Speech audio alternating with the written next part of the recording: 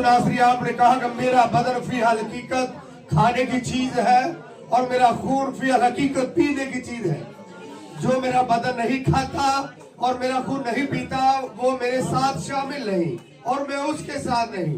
हाँ मेरे पाक खुदावन, हम सब ने तेरे बदन में से खाया और खुदावन तेरे खून में से पिया। ऐ खुदावन हम तेरा शुक्र करते हैं।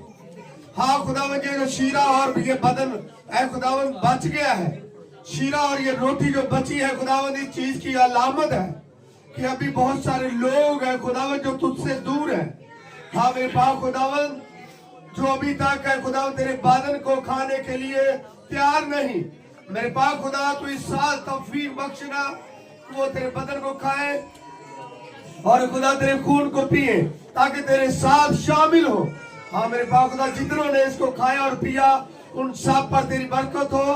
हाँ मेरे पाक खुदा जो रह गए हैं ऐ खुदा तू अपने पाक गुरु के वसीला से उनकी मदद करना, उनके रास्तों को फेरना और एक खुदावन तू उनको बरकत देना ताकि खुदावन वो तेरी तरफ मुड़े और तेरे बदन और तेरे खून को खाए पिए ताकि तेरे साथ शामिल हो जाए यीशु मसीह के नाम से।